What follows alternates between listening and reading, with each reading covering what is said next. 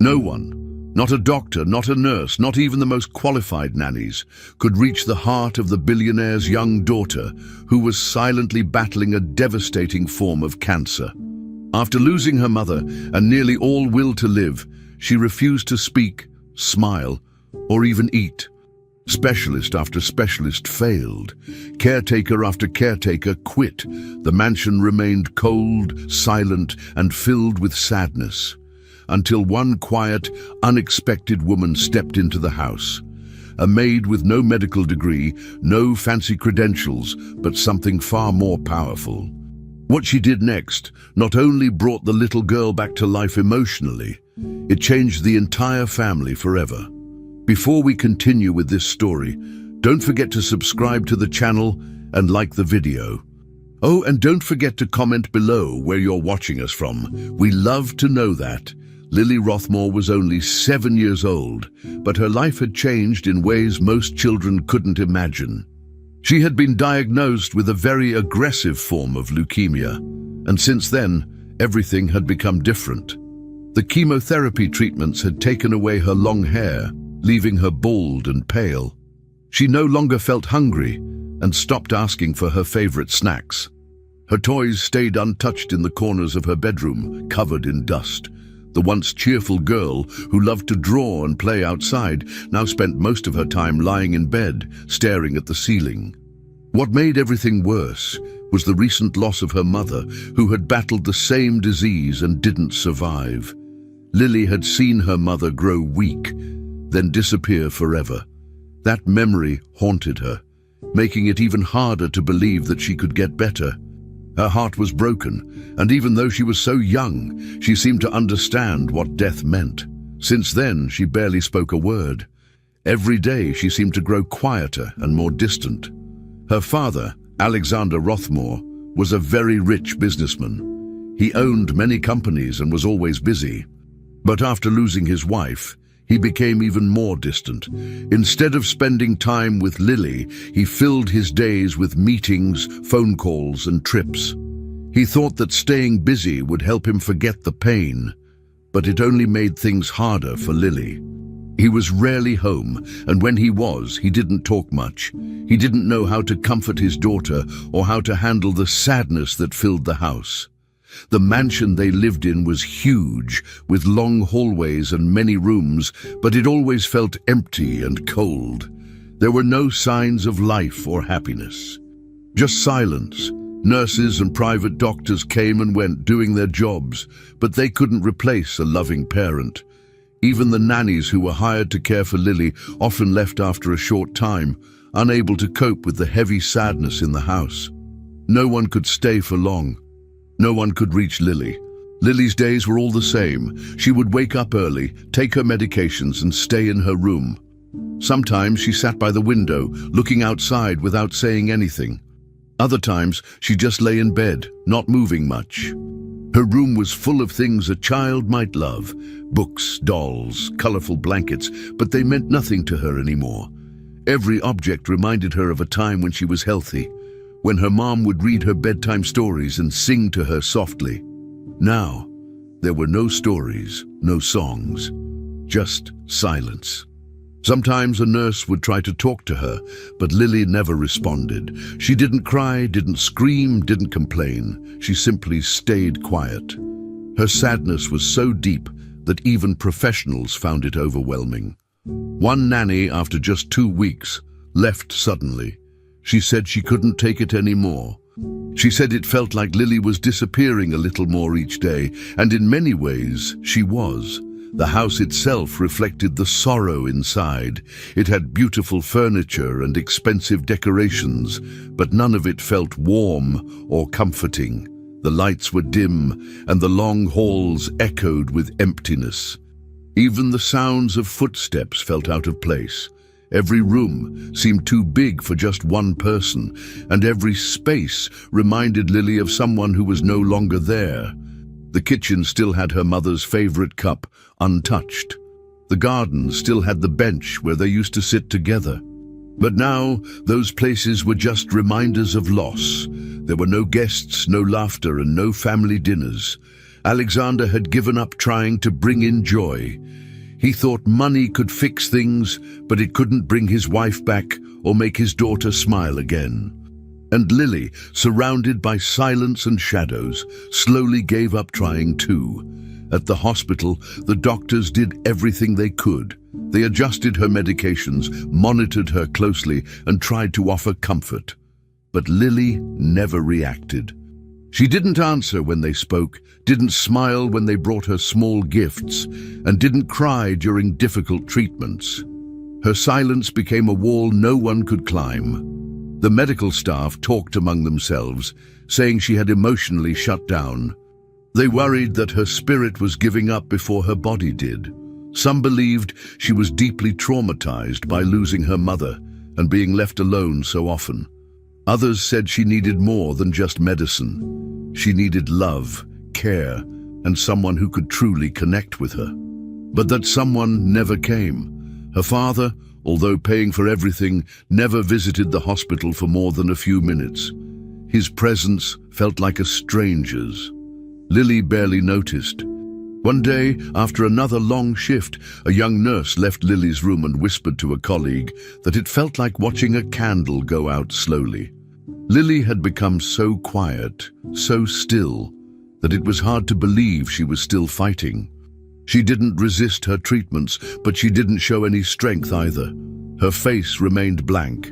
The last nanny, the one who had stayed the longest, had finally packed her bags and left during the night. She said she felt useless, like she couldn't make a difference. She said the silence in that house was unbearable, and now Lily was truly alone. The mansion was emptier than ever. With no one left to try and reach her, she stayed in her room, looking out the window. Days passed, but nothing changed.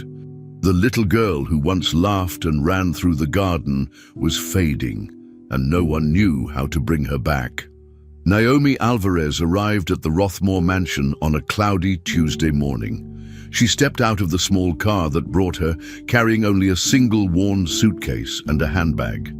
Her clothes were clean but simple, and her eyes carried the weight of many years of quiet struggles. The driver barely spoke, just pointed her to the door before leaving. At the entrance, a tall man in a black suit gave her a list of duties, rules, and schedules. He didn't ask any questions about her background or offer a tour. The mansion was massive, with high ceilings, expensive furniture, and silence in every corner. Naomi listened carefully, nodded respectfully, and followed instructions without hesitation. She was used to starting over in unfamiliar places. This job was just one more. Her work would be cleaning, cooking, organizing, and making sure everything ran according to the strict schedule. She wasn't hired to give opinions or make friends. She wasn't there to care for patients or give emotional support. Her role was clear: do the job, follow the rules, keep quiet. Naomi had worked in many homes before, but this one felt colder than most. It wasn't just the lack of noise or the size of the place, it was something deeper. No one spoke unless necessary. The few staff members she met kept to themselves, doing their tasks quickly and leaving as soon as their shifts ended. Naomi wasn't surprised. She had seen this kind of behavior before. Homes where money was everywhere but love was missing. She moved through the house silently, mopping floors, dusting shelves, and washing dishes. She learned the layout quickly and made mental notes about the routine. Every room had cameras. Every task had a standard. Meals were made for 1 or 2 people and were rarely touched. Naomi prepared food as instructed and then cleaned up uneaten plates afterward. She didn't ask questions. She didn't speak unless spoken to. That's how she had survived for years. She knew how to make herself useful without attracting attention. It wasn't until her second week that Naomi saw Lily for the first time. The girl walked slowly through the hallway, holding onto the wall as if to keep herself steady. Her head was bald, her face pale, and her eyes empty. She didn't look at Naomi. She didn't speak. She passed by quietly and disappeared into her room. Naomi stood still for a moment, watching. It wasn't fear or shock she felt. It was something else. She didn't pity the girl, but she noticed what others seemed to ignore. That child wasn't just sick. She was alone. Completely alone. The next few days, Naomi saw Lily again, always walking slowly, always silent. Once they crossed paths near the staircase. Naomi gave a soft smile. Lily looked for a second, then looked away. Nothing more happened, but it was enough to plant a small feeling inside Naomi. A question she couldn't ignore. Why was this child walking the hallways without anyone by her side? Naomi continued with her chores, but her eyes started noticing things differently. In the kitchen, she saw medicine schedules pinned to the fridge. In the laundry room, she washed small clothes that hadn't been worn in days. In the trash, she found drawings that looked like a child had tried to color, then given up. She understood the sadness here wasn't recent. It had been growing for a long time. One evening, while dusting the bookshelves in the library, she heard muffled crying coming from upstairs. It was faint, but Naomi paused. No one else reacted. The nurses were busy checking charts. The other workers kept moving. Naomi didn't go check either. Not yet. But something inside her changed that night. She wasn't a nurse. She had no degree. But she knew pain when she saw it.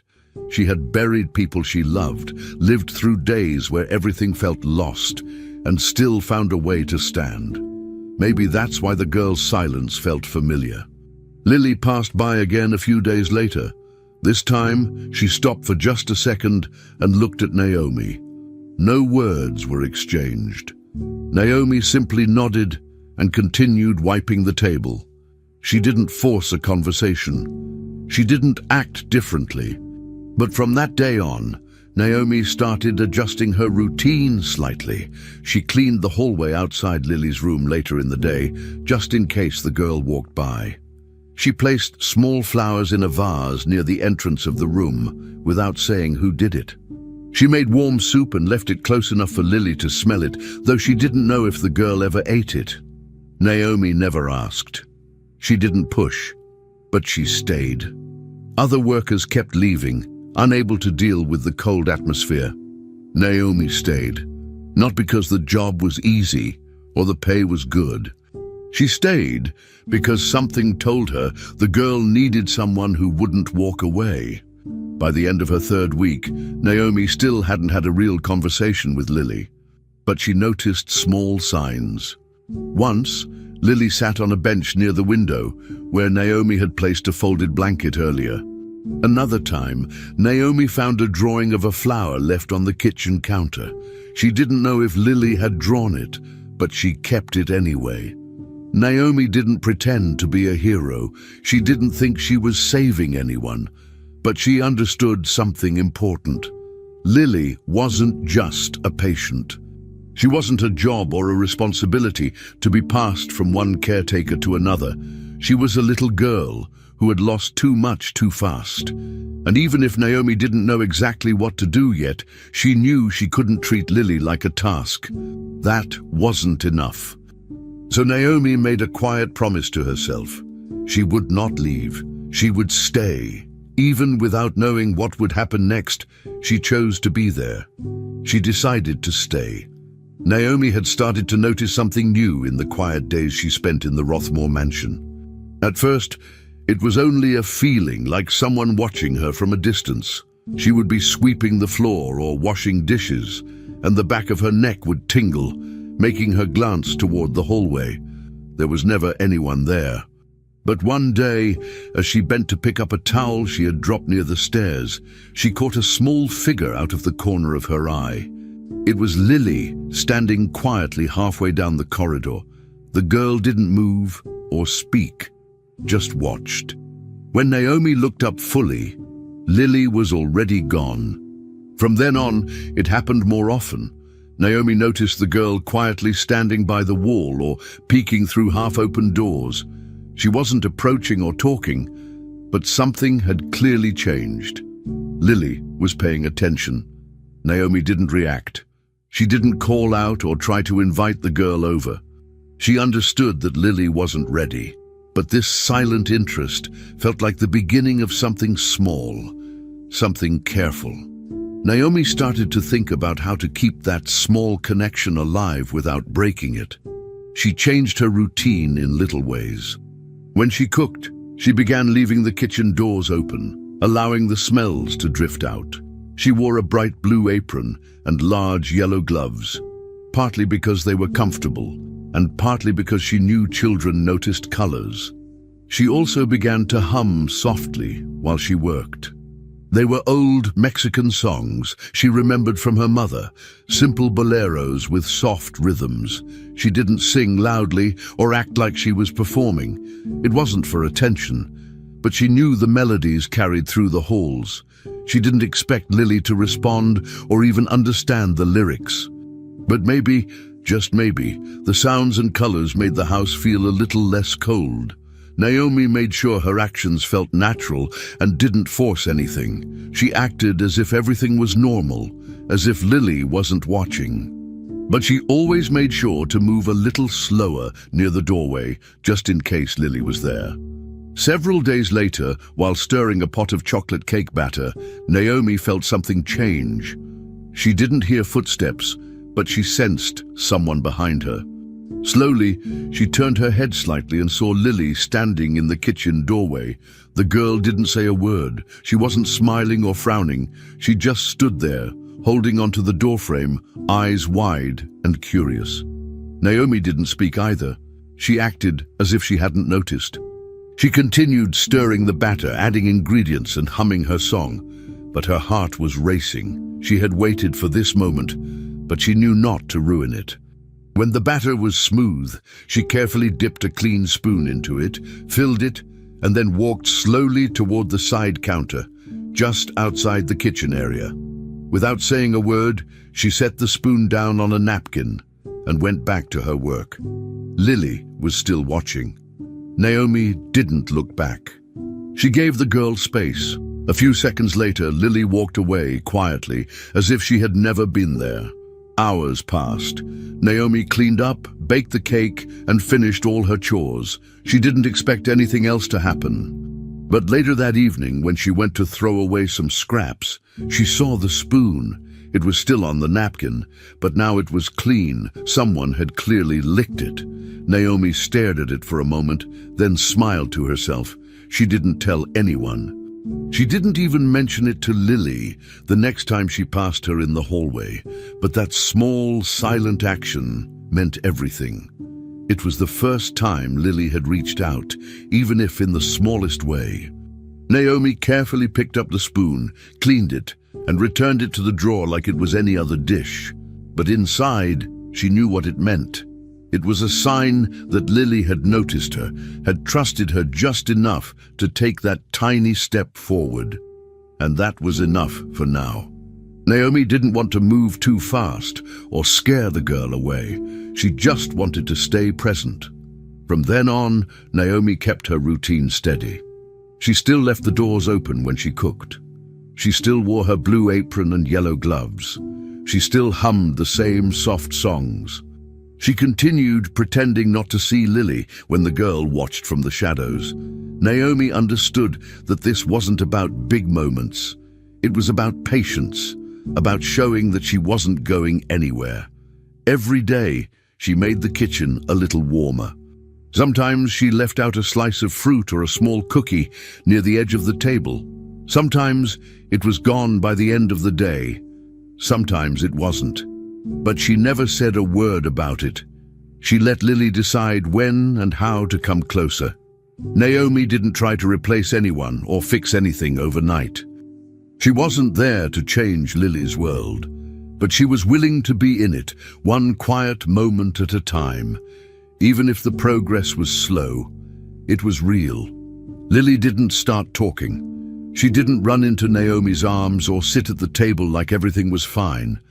But the girl's eyes followed Naomi more often. Her steps would slow down near the kitchen. Once, Naomi dropped a spoon on purpose and noticed Lily glance at it. Another time, Lily stood a little longer in the hallway, listening to the humming. These were all small things, but Naomi saw them clearly. They were signs of life, of curiosity, of trust beginning to grow. Naomi never pushed. She never asked questions or gave speeches. Her goal wasn't to be a savior. She just wanted to be someone Lily could count on. And so she kept showing up, doing her work, and making the kitchen a place where Lily might feel safe. Every act was small, but all of it mattered. Naomi understood that this was how healing started, not with noise or drama, but with simple things done over and over. And it had all begun with one small spoon of chocolate cake batter. Naomi was in the kitchen early that morning, standing at the counter and rolling small balls of chocolate into perfect brigadeiros. The air smelled sweet, and her blue apron was already covered in cocoa powder and condensed milk. Her yellow gloves were sticky with chocolate, but she didn't mind.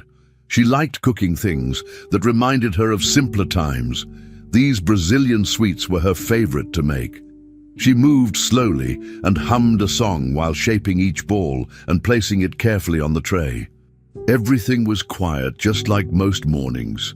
The mansion was still and cold. As always, she didn't expect anyone to come into the kitchen. Usually, Lily watched from a distance or passed by without a word. But then, without warning, Naomi heard soft footsteps. She turned her head slightly and saw Lily standing at the doorway. At first, Naomi thought it was just another quiet visit, but then her eyes caught something different. Lily was dressed just like her, with a blue apron and bright yellow gloves, but there was something more. In Lily's hands, she held a long, dark wig. Naomi recognized it instantly. It had belonged to Lily's mother.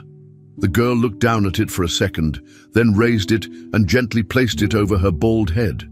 It didn't fit perfectly, but Lily didn't seem to care. She adjusted it as best she could, then stood tall, looking proud. Her face had a spark Naomi hadn't seen before. Then Lily looked straight at her and said with a big smile, "Like you, Mommy." Naomi froze. For a moment she couldn't believe what she had just heard. Lily had spoken, not in whispers, not in murmurs. It was clear, loud, and joyful. Her eyes filled with tears, but she didn't let them fall. She smiled back and nodded slowly, trying to stay calm so she wouldn't scare the moment away. This wasn't just a child playing dress-up. This was Lily, stepping out of the silence she had been trapped in for so long.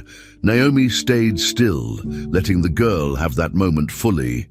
Lily didn't stop there. She walked into the kitchen slowly and stood next to Naomi, looking at the tray of brigadeiros.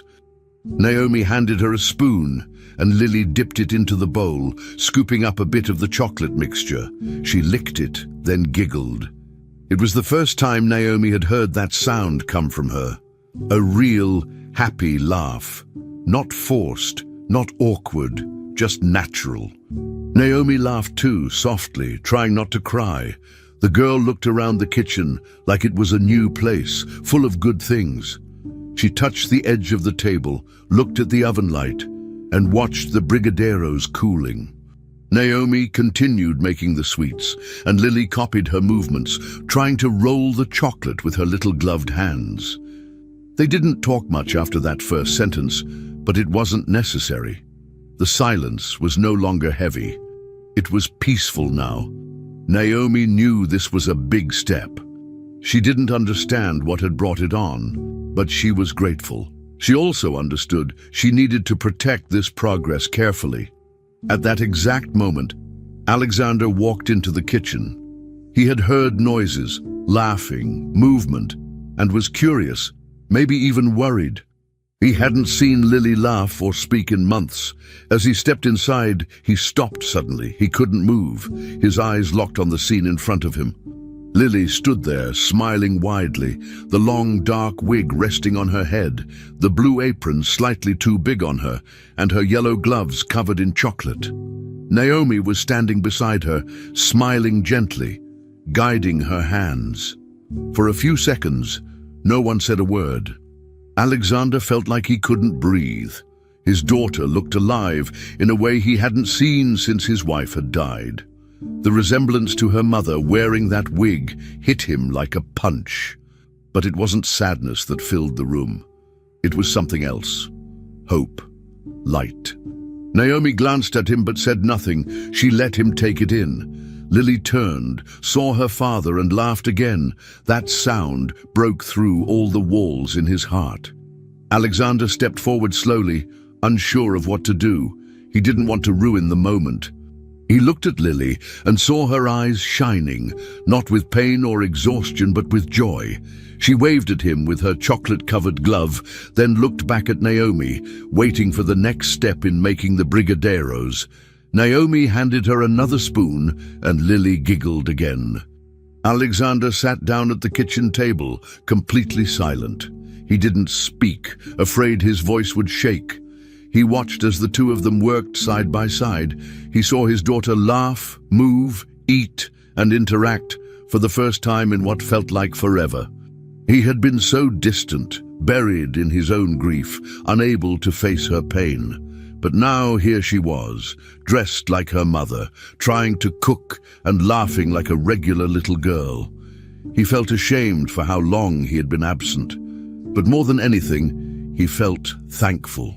Someone had reached Lily in a way he hadn't been able to, and that someone was Naomi. For the next hour, the kitchen stayed warm and full of life. The tray of brigadeiros slowly filled up. Lily's face was smeared with chocolate, and her gloves were sticky beyond saving. But she didn't care. Naomi didn't either. She just kept guiding her, letting her try, helping her when the mixture stuck to her fingers. Naomi kept humming her songs, and Lily even tried to hum along once, off-key but happy. Alexander didn't leave. He stayed right there, watching, sometimes smiling, sometimes wiping his eyes when no one was looking. It was like watching something broken being slowly repaired. Naomi had done what no doctor or therapist had managed to do. She had created a space where Lily could feel safe enough to be a child again. No pressure, no medical talk, just sweets, aprons, and laughter. Naomi didn't ask questions. She didn't celebrate too loudly. She simply stayed present. And Lily stayed beside her.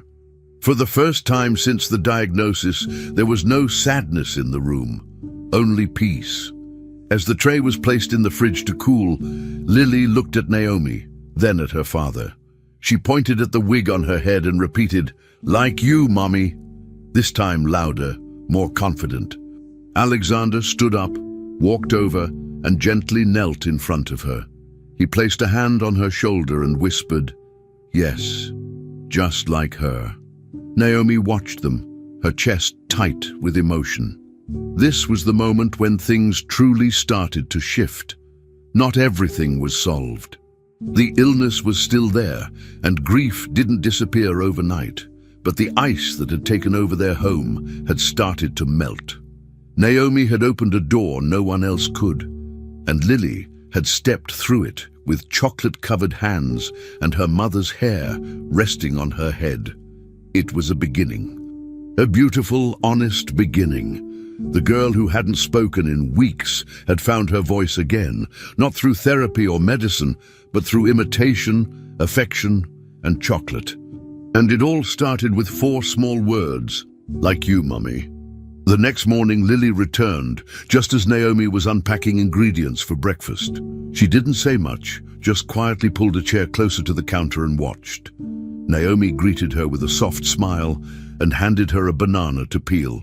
Lily accepted it without hesitation. From then on, it became part of the routine. Every morning, Lily came to the kitchen. Some days she arrived before Naomi had even tied her apron. She didn't always talk, but her presence became natural. Naomi started teaching her simple tasks, washing strawberries, cutting out cookie shapes, whisking eggs. They made pancakes, toast with cinnamon sugar, and little sandwiches with funny faces drawn in ketchup. Whenever Naomi made whipped cream, she placed a small spoonful on Lily's nose, making the girl giggle. There were no instructions about health or medication. Naomi never brought up hospitals. She simply treated Lily like any other kid, a kid who liked messy counters, sweet smells, and warm ovens. By the third day, Lily had started talking more. Not long conversations, but short, clear phrases. "I stir now," she'd ask, pointing to a bowl. "More sugar, please," she said once, her voice soft but steady. Naomi responded casually, never showing surprise or making Lily feel pressured. When Lily got tired, Naomi let her sit down and just watch. There were no rules, no strict schedules. Some mornings they spent making cookies with animal shapes. Other times they played with bubbles made from dish soap and warm water in the sink. Naomi let her splash and laugh, then dried her hands with a towel covered in flour. Once, they both ended up sitting on the floor with cake batter on their shirts, laughing until their stomachs hurt. Naomi's way was simple. She didn't ask Lily for anything. She just welcomed her, gave her space, and invited her to play when the time felt right. Slowly, the girl who once walked in silence began to feel at home in a room that was always full of movement and smiles. Outside the kitchen, Alexander had noticed the change. He stayed in his office most of the day, but sometimes paused when he heard laughter from down the hallway. At first, he thought it was his imagination, but then it became regular. He heard Lily's voice, her laugh, the sound of running water, clinking dishes, and footsteps dancing. He stood by the door once and peeked inside. Naomi was standing by the counter, pretending to search for the missing cookie dough while Lily held it behind her back, giggling. The smell of freshly baked cake filled the air. Alexander didn't go in. He watched for a few seconds, then returned to his desk. He didn't understand exactly what Naomi was doing, but he knew it was working. Still, he felt something strange. She had brought life back to the house, and yet there was a discomfort he couldn't explain. Maybe it was the feeling of being left out, or guilt for not being the one who helped his daughter smile again. Whatever it was, it sat quietly in the back of his mind. Naomi had started exploring different parts of the house. She wasn't doing it out of disrespect. She was simply curious. She had lived there for weeks, but many rooms remained closed or ignored. One afternoon, while looking for an old baking tray, she found herself opening a forgotten cabinet near the back staircase. Inside, there were jars of spices long expired, a photo album covered in dust, and a small box with broken kitchen tools. She cleaned what she could and used what was still good. Another day, while searching for a tray of cookie cutters, she entered the old dining room that hadn't been used since Alexander's wife died. It was dim and quiet, with covered furniture and closed curtains. She didn't stay long, just picked up a box labeled holiday recipes and left. But Alexander noticed. He had cameras in many parts of the house, and while he didn't watch constantly, he checked the recordings now and then. Seeing Naomi walk through those untouched spaces made him uneasy. Those places were filled with memories he had tried to bury. Still, Naomi didn't stop.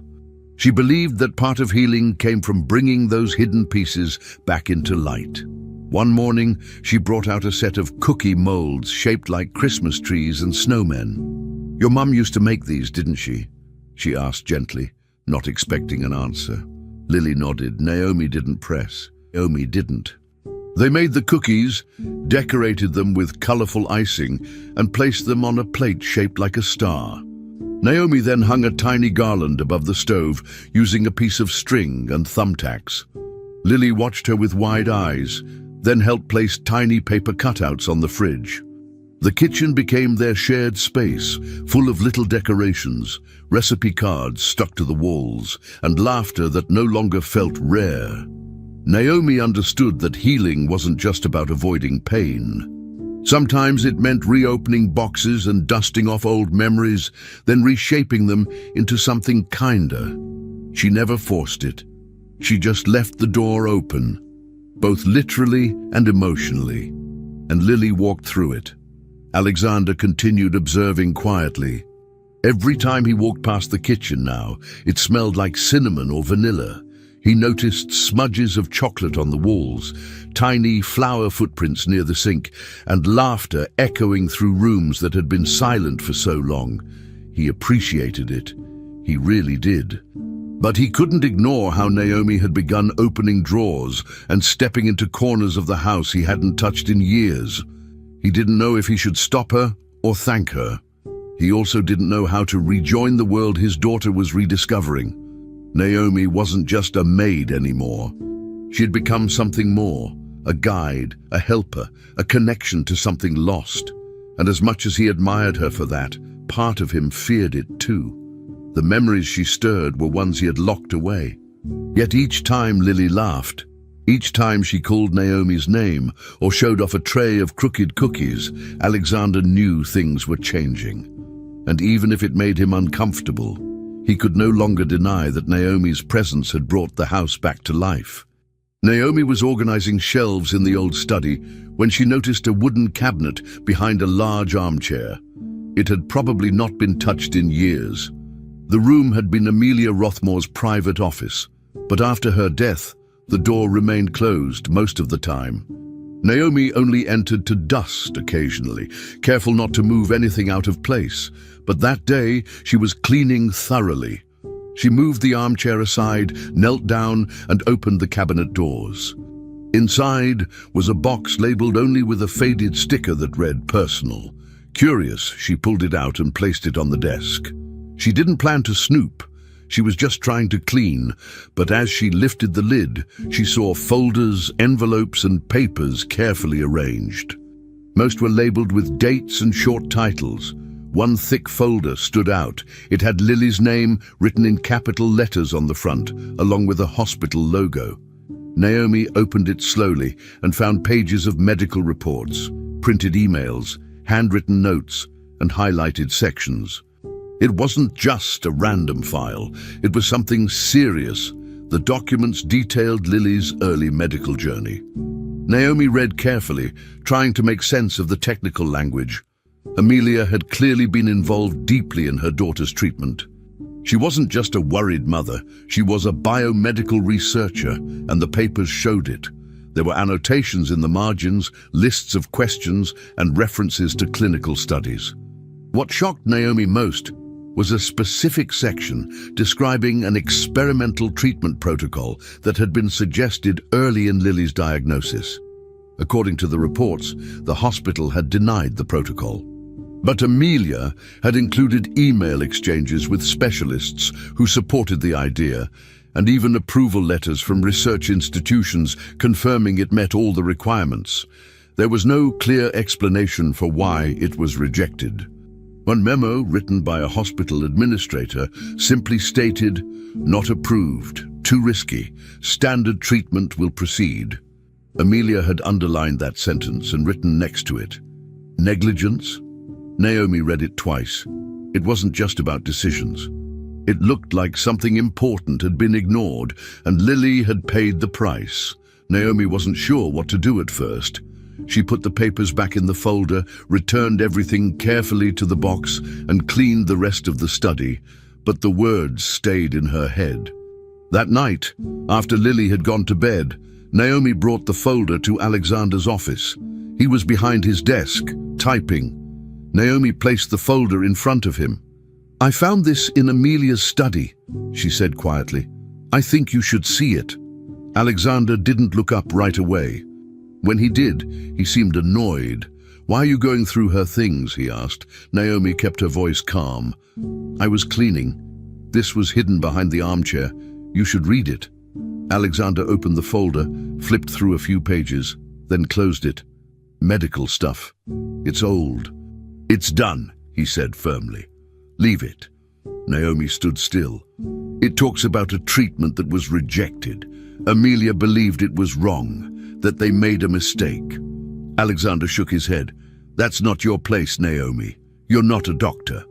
You don't know what any of that means." She just said, "Look at the name on the last page." Then she walked out. Alexander sat for a moment, then reopened the folder. He flipped to the last report. A familiar name appeared at the bottom of a discharge summary, Dr. Bernard Kepler. Alexander stared at it. That name had come up years ago, during Amelia's treatment too. He hadn't thought about it in a long time, but now it felt strange, even suspicious. He turned back to the beginning of the folder and read slowly. The same doctor had been involved in Lily's first diagnosis, and Amelia had written multiple notes about him. She had raised questions about his decisions, about how quickly he dismissed the experimental treatment, and how he had avoided her follow-up messages. There were printed emails that Amelia had sent, asking for more explanations, emails that had never received a reply. One even had the phrase, "Escalate this," circled in red ink. Alexander leaned back in his chair, holding the paper. He wasn't ready to admit it, but something didn't feel right. Over the next few days, Alexander couldn't stop thinking about it. He tried to go back to his usual routine, but the folder remained on his desk, untouched yet present. He finally opened it again and reread the details. He cross-checked the dates and remembered how sudden and firm the hospital had been in recommending traditional chemotherapy for Lily. Back then, he had been too overwhelmed to question anything. His wife was fighting the same illness. His world was falling apart. He had followed whatever the doctors told him, but now, reading Amelia's notes, he realized she hadn't agreed. She had pushed back. She had done her research, and she had been ignored. One note caught his attention in particular. It read, "There are other children on this trial. Why not Lily? We meet all the criteria." That line echoed in his mind. He began searching online for the trial. It had continued, and some of the children had responded well. Alexander felt sick to his stomach. Had they missed something that could have helped his daughter? Or worse, had it been taken away from them? Alexander called a former colleague who had contacts in the medical field. He asked about Dr. Kepler. The colleague hesitated but then said, "Kepler left the hospital 2 years ago. There were concerns, quiet ones, about ethics." That was all he would say, but it was enough. Alexander knew something had been wrong. He pulled out his phone, opened Amelia's emails, and searched for any messages related to Kepler. He found dozens, detailed, professional, and polite, but firm. She had tried everything to get her daughter better care, and she had been ignored. Naomi had seen it clearly from the outside, and now Alexander could no longer pretend it didn't matter. He called for the hospital records to be resent. He wanted second opinions. He wanted answers. It was late and the house was dark, but for the first time Alexander didn't feel numb. He felt awake. Naomi had been right to bring it to him. She hadn't overstepped. She had brought him back to the truth his wife had tried to fight for, the truth he had once buried under grief and distraction. Naomi didn't ask questions when she saw Alexander pacing the hallway the next morning. She continued making breakfast like normal, preparing Lily's favorite toast with butter and sugar. She didn't mention the folder again, but something had changed between them. Alexander didn't look at her with cold eyes anymore. He nodded when she passed, and once he even paused and said quietly, "Thank you." Naomi nodded back, but said nothing. She wasn't proud or triumphant. She just felt that Amelia's voice, through those notes and papers, had finally been heard. Lily ran into the kitchen not long after, wearing her apron ready to bake. Naomi gave her the whisk and helped her crack an egg. As the batter mixed, Naomi looked at the clock. A new day had started, and maybe now they were one step closer to the truth and to justice. Whatever came next, Alexander was finally paying attention, and that was the first real step toward understanding what had been taken from Lily and what might still be done to protect her future. Alexander sat alone in his office, the same place where he had ignored Naomi just days earlier. This time, he wasn't dismissive. He was focused. The folder with Amelia's notes was still on his desk, filled with highlighted reports, printed emails, and her handwritten comments. He had read through them multiple times by now. There was a name that kept coming up, Doctor. Bernard Kepler, the physician who had first diagnosed Lily and had denied the possibility of an experimental protocol. Alexander started searching online, digging into medical forums, hospital staff records, and even social media. The deeper he looked, the more strange things he found. Does it? Kepler had left the hospital 2 years earlier. There were no news stories, no formal announcements, just quiet changes in staffing. Eventually, Alexander found a forum thread where someone mentioned a silent removal of a doctor after complaints related to ethics and decisions made under pressure. The name wasn't written out, but the timing matched. That was enough for Alexander. He was no longer guessing. Something had been hidden. Amelia had seen it, and now, so had he. He called a lawyer the next morning, not a hospital lawyer, not a family acquaintance, someone independent and trustworthy. He explained everything from the initial diagnosis to Amelia's personal investigation. He handed over the documents Naomi had helped him organize, along with the contact information for a few of Amelia's old research colleagues. The lawyer took the case seriously right away. "We won't get justice overnight," he warned, "but there's definitely enough here to reopen a complaint." Alexander nodded. He wasn't thinking about lawsuits. He just wanted answers. He wanted someone to explain why his daughter had been denied a chance at a different treatment, one her mother had fought for. While the legal steps were being prepared, Naomi quietly continued her support. She helped Alexander organize emails, call research centers, and schedule appointments. She didn't take over. She simply assisted where needed, careful not to overstep. Her focus remained on Lily, who still spent her days in the kitchen laughing and baking, unaware of the storm building in the background. One afternoon, while reviewing documents sent from the lawyer, Alexander came across a name that caught his attention. CRIA, the Center for Research in Immunological Applications. It was an independent facility, not connected to the hospital Lily had been treated at, and it was currently running updated trials for the same protocol Amelia had mentioned in her notes. Alexander felt a wave of hope, mixed with fear. He called the number listed on the document. A kind-sounding woman answered. "Yes, we're still testing the protocol," she confirmed. "We've seen moderate success in children with similar profiles, but we evaluate each case carefully. It's not without risks." Alexander asked what the process looked like. She explained that it involved a detailed review of Lily's current condition, a physical evaluation, and several preparatory treatments. The family would have to travel back and forth for months, and success was not guaranteed. But then she added something that stuck with him. "It's not magic, but it's a real possibility. If approved, she'll have a chance." That word, chance, was something Alexander hadn't heard in a long time. He shared the news with Naomi that same evening. They sat at the kitchen table while Lily played with flour and cookie molds a few feet away. Alexander explained the basic details. Naomi listened carefully, asking only one question. "Do you believe it's the right thing to do?" He nodded. "For the first time, I feel like I'm not just watching this happen to her. I can actually do something." Naomi didn't smile or cheer. She simply said, "Then we start." Together, they began preparing the necessary documents and reached out to Lily's current doctor for recent test results. The process wasn't easy. There were delays in communication, hesitations from medical staff, and endless paperwork. But Alexander pushed forward. He didn't rely on assistants or secretaries. He handled each step himself. At night, when Lily was asleep, he reviewed files. During the day, he followed up on calls and kept the lawyer updated. It wasn't about control anymore.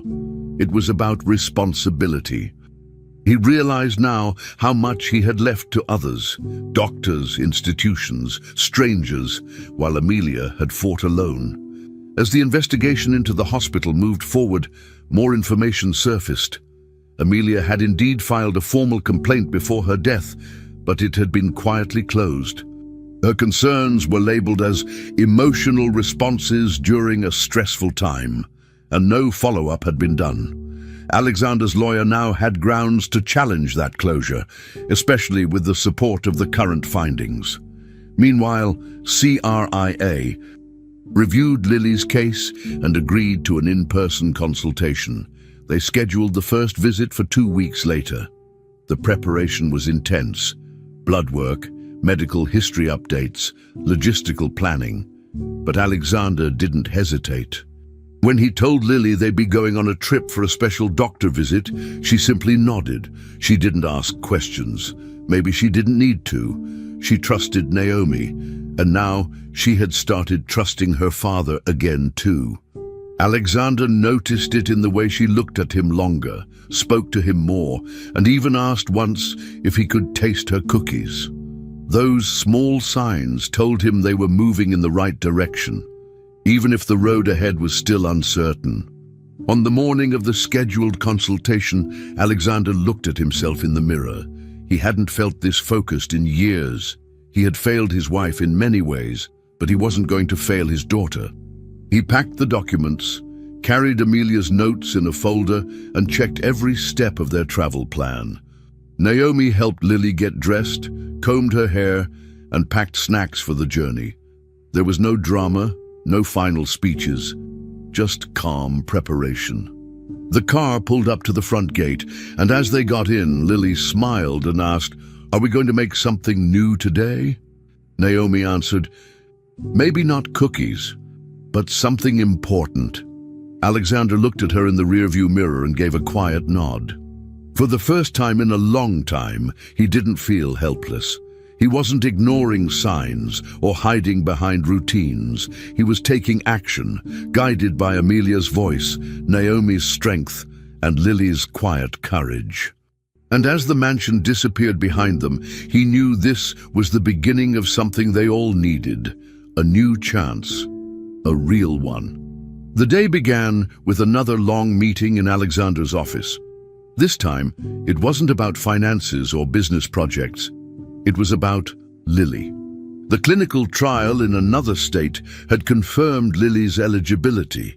The new treatment required a full relocation for several months, with regular hospital visits and careful monitoring. The protocol was advanced, not part of any standard hospital care. It had possibilities, but also risks. Lily would be leaving her routines, the comfort of her room, the kitchen, the garden, and everything she was used to. The medical team currently treating her disagreed with the move. They said that stability was important, that changing her treatment plan could cause setbacks, and that travel could make things worse. But none of them had offered hope like this new protocol. Alexander sat in his chair, reviewing the paperwork. His hands were tight around the folder. Naomi stood nearby, quiet, listening. She had become his silent partner in all of this. The situation wasn't black and white. It was about risk, but it was also about not staying still anymore. Later that afternoon, another voice entered the conversation. Amelia's mother. Lily's maternal grandmother had arrived at the mansion after hearing about the plan. She was upset, emotional, and strongly against the idea of moving Lily away. She sat in the living room with Alexander, her voice tense but clear. "Amelia would have never agreed to something so uncertain," she said. "Lily is getting better here. Why would we change everything now?"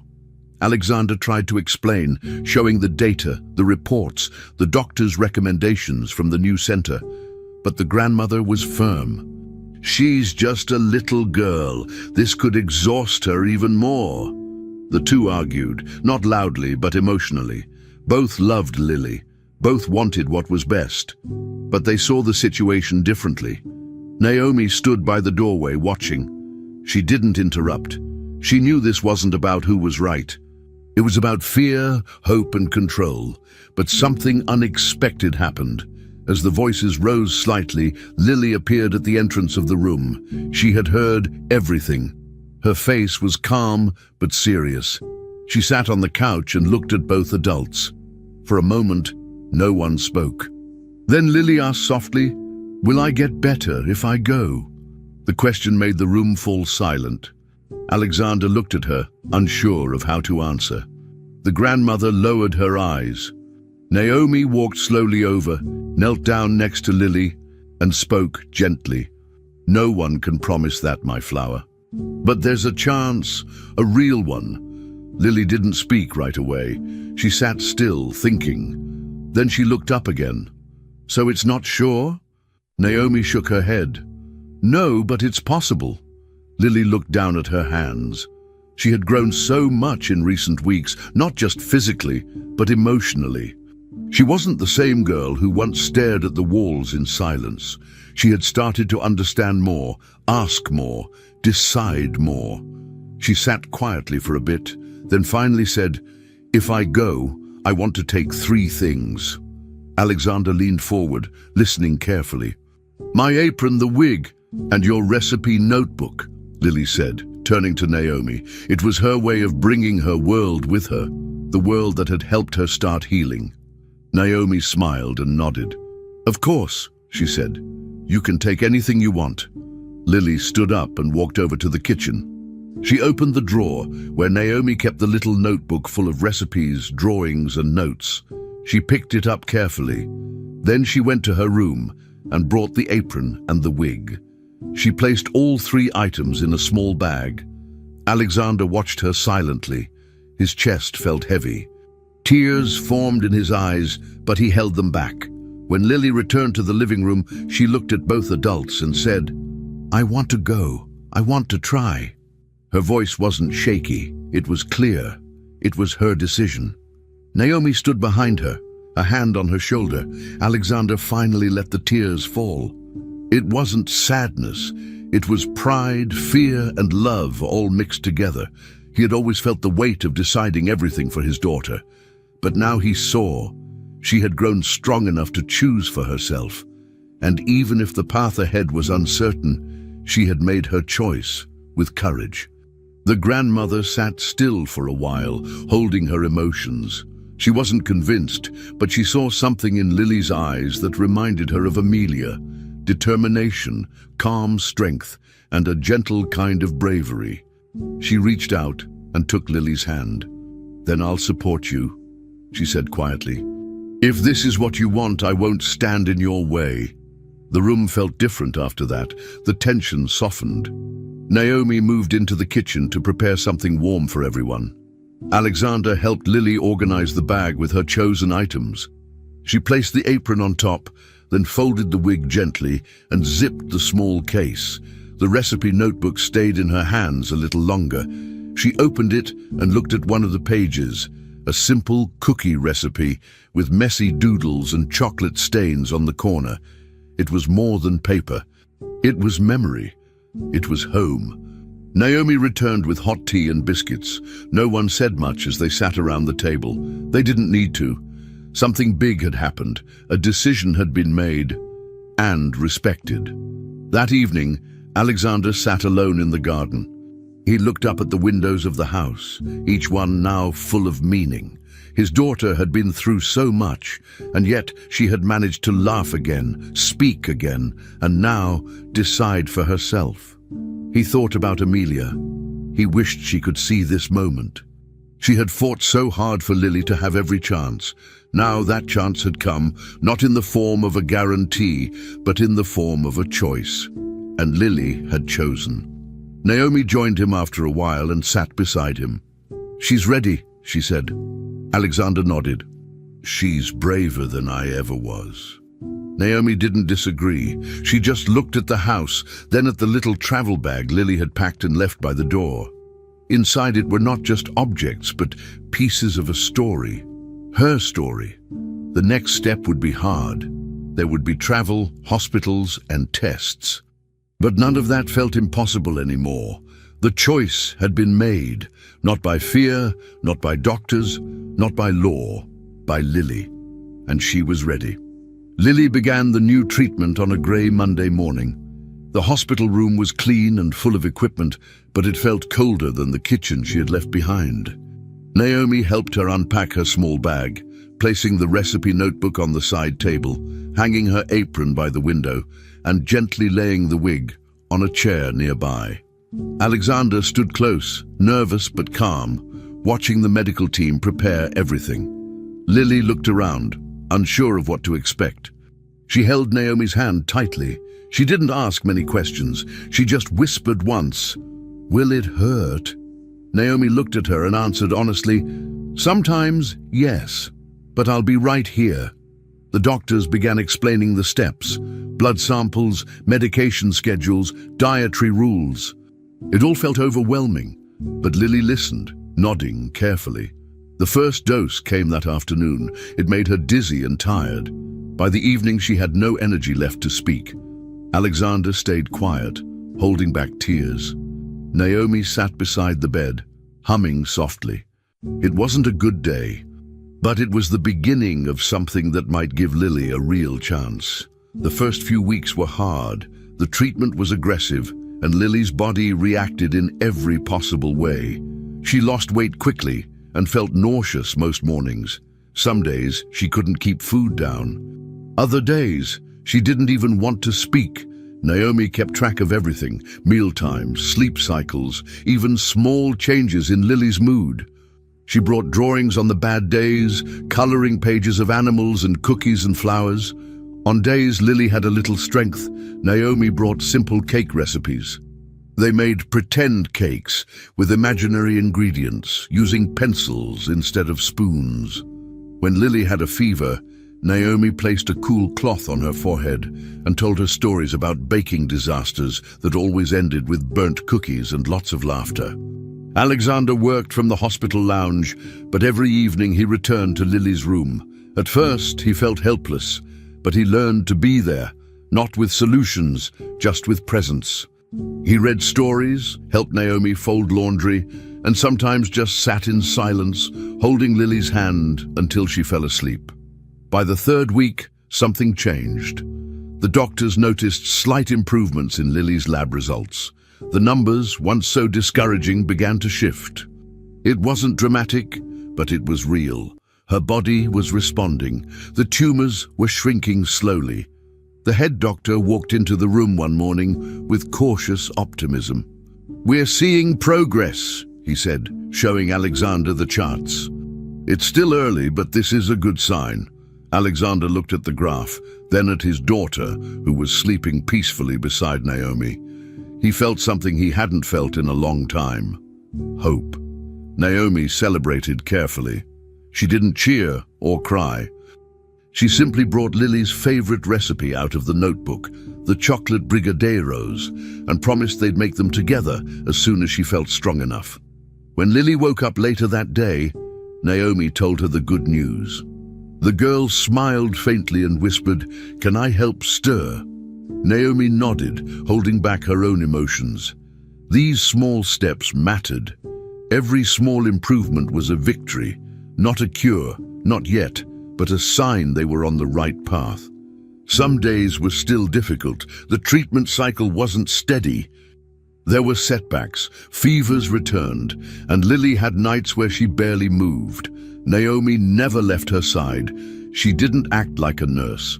She wasn't there to give instructions or handle machines. She was just there, like always. She changed Lily's pillowcases, brushed her hair carefully, sang songs when the room felt too quiet. She made sure the room never lost its warmth, even when the machines beeped constantly or the nurses came in with worried faces. Alexander began writing in a journal, not about business, but about Lily. He documented her journey, her words, her small victories. He spoke to her more each day, asking what she wanted to do when they got back home. She once replied, "Make a really big cake." "On with layers." He smiled and wrote it down. Naomi kept everything steady, even when things felt like they might fall apart. Her presence wasn't loud or dramatic, it was dependable. Lily trusted her completely, and that made all the difference in how she handled the hardest days. When the final cycle ended, the doctors gathered to review Lily's case. The test results showed clear progress. The cancer hadn't disappeared, but it had backed down. The disease that once seemed unstoppable was now under control. Lily was still weak, but no longer in constant danger. She was granted a partial discharge, allowed to leave the hospital under monitoring with continued visits and medication. Naomi packed the bag again, folding the apron, securing the recipe notebook, and tucking the wig carefully inside. Lily smiled as they rolled her in a wheelchair down the hallway. Alexander walked beside her, holding her hand. The head doctor stopped them near the elevator.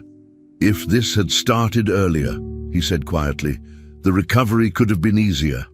Less pain, less strain on her body." Alexander nodded, his jaw tight. He didn't say anything. He couldn't. The guilt hit hard, but he didn't run from it anymore. He knew now what it meant to show up, truly show up, as a father. The past couldn't be changed, but the future could still be written differently. Back at the temporary apartment near the research center, Naomi set up the kitchen area with Lily's favorite tools: mixing bowls, measuring cups, a small oven. It wasn't their old kitchen, but it was enough. Lily sat at the counter with her apron and the wig slightly off-center. She flipped open the recipe notebook and pointed to the brigadeiros. "Let's start with these," she said. Naomi smiled and got the ingredients ready. Alexander stood by the doorway, watching them, still adjusting to the new version of life. He no longer saw Lily as fragile glass. He saw her as someone fighting every single day, someone stronger than most adults he knew. As they rolled the chocolate balls in sprinkles, Naomi hummed a familiar song. Lily joined in quietly. Alexander stepped closer and whispered, "I'll never look away again." "I swear." Naomi looked up, nodded once, and continued shaping the brigadeiros with Lily. There was still a long way to go. More treatments, more hospital visits, more uncertainty. But now, they weren't just hoping. They were acting, choosing, and moving forward together. And Lily, she was winning. Months had passed since Lily's last treatment. The routine of medical checkups and rest continued, but the hardest phase was now behind her. She had grown stronger. Her hair had started to return in small patches, and her appetite had improved. The light in her eyes was no longer dim. Naomi remained by her side during those months, managing the daily medication schedule and helping with exercises the doctors had prescribed. Alexander took fewer work calls and more time at home. He focused on spending time with his daughter, learning the things he once left to others.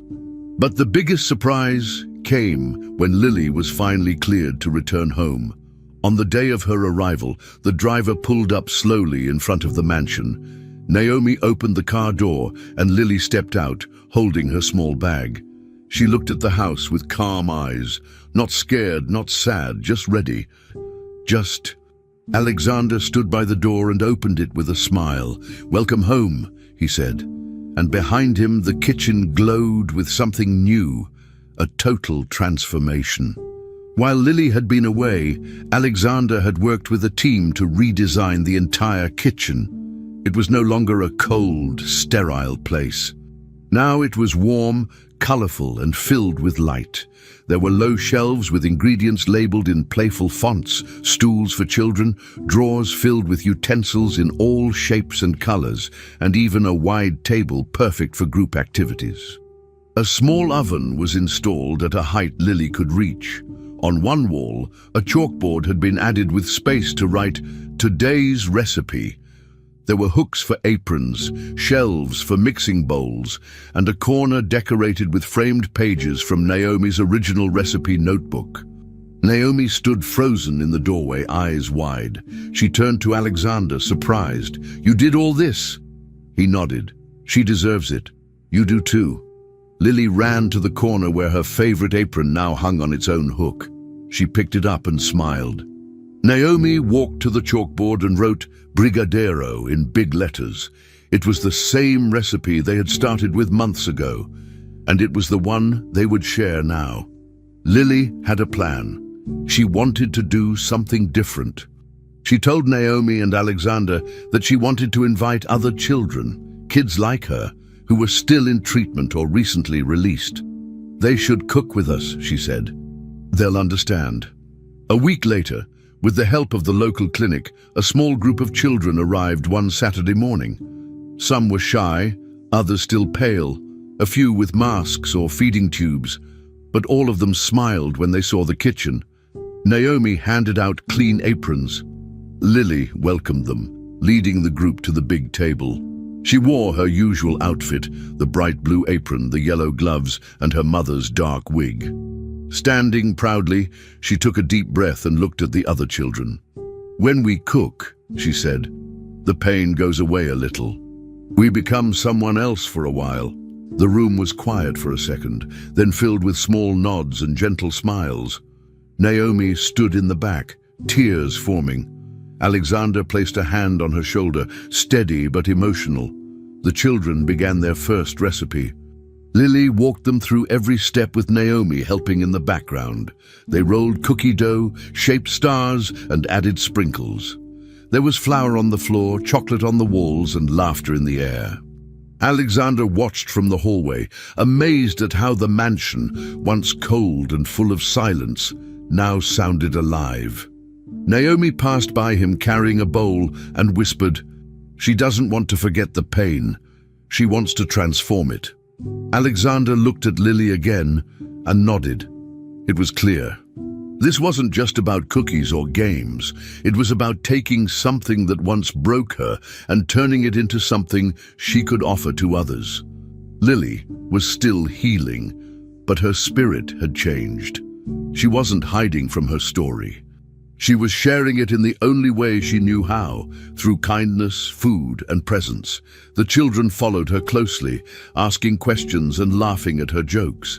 Naomi helped them decorate their final batch of cookies, guiding their hands gently and keeping the energy warm and calm. As the workshop came to a close, Lily brought out a tray of finished cookies to share. She walked slowly to each child, offering a piece with a big smile. "This one's for you," she said each time. When she reached the center of the kitchen, she turned to the group and took off the wig, holding it in her hands. Her scalp was still mostly bald, but she didn't hide it. "Today, I'm just Lily," she said clearly, looking around the room. "But sometimes, I'd like to be mommy too." The room went silent, not because people didn't know what to say, but because they understood. Each child, each adult, even the nurses who had stayed nearby, they all knew what she meant. Being someone else didn't mean losing yourself. It meant finding strength in the people you loved and honoring them by living your own life. Naomi wiped her eyes again. Alexander sat down quietly, overwhelmed by how far his daughter had come, not just in health, but in spirit, in heart, and in maturity. The last child left with a small bag of cookies and a handwritten recipe. The mansion was quiet again, but it wasn't the same kind of quiet as before. It wasn't heavy. It was peaceful. Naomi and Lily cleaned up together, humming softly while wiping down the table. Alexander swept flour from under the counter. The chalkboard still had the word Brigadero written in bold letters, but someone had added a heart next to it. Lily laughed and drew a smiley face beside the heart.